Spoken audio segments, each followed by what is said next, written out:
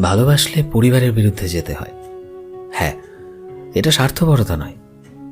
যদি আপনার পরিবার নিজের সন্তানের মূল্য থেকে নিজেদের মান সম্মানকে বেশি মূল্যবান ভাবে, তবে দুঃখিত, আপনার পরিবারই উল্টো স্বার্থপর। নিজের জন্য বাঁচতে শিখুন, অন্যকে খুশি করার জন্য নয়।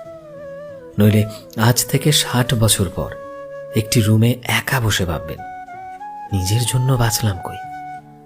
সারাক্ষণ তো ভেবেই গেলাম লোকে কি ভাববে, পাড়া প্রতিবেশী কি বলবে। এই সম্মানের কি দাম আছে বলুন তো? কিছু নেই। কারণ দিন শেষে নিজের ভালোটা নিজেকেই বুঝতে হয়। দিন শেষে যখন আয়নার সামনে দাঁড়াবেন, একবার প্রশ্ন করবেন যে নিজের জন্য কি করলাম আজকে। আপনার ভালোবাসা আপনার ভুল নয়। আপনার ভালোবাসার মানুষকে আপনার জীবন সঙ্গী বেছে নেওয়ার অধিকার আপনার আছে।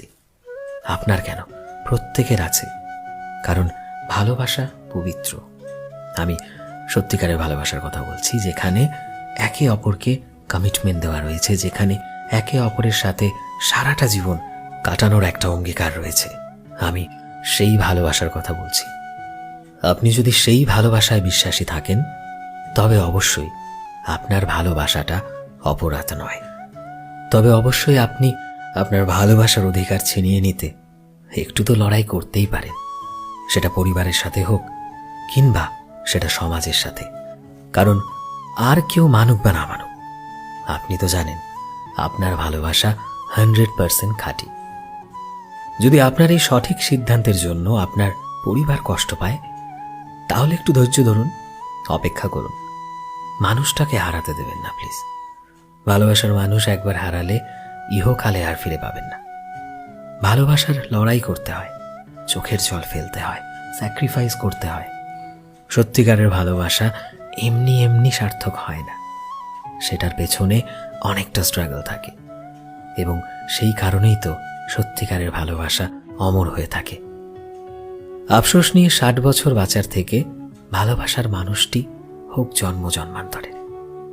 কথা দিয়ে কথা রাখতে পারলে সব ভালোবাসাই পূর্ণতা পায়। আর ভালোবাসায় যদি বিশ্বাস আর ভরসা থাকে, তাহলে এভাবে যুগের পর যুগ একসাথে কাটিয়ে দেওয়া যায়, কোনো রকম টেনশন ছাড়াই। শুধুমাত্র খুঁজে নিতে হবে আপনার সত্যিকারের ভালোবাসাকে। যদি ভরসা থাকে আপনার ভালোবাসায় আপনার প্রিয় মানুষটির উপরে, তাহলে একটু ধৈর্য ধরুন, হাল ছাড়বেন না প্লিজ।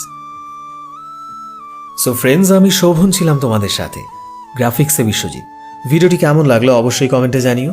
এই মুহূর্তে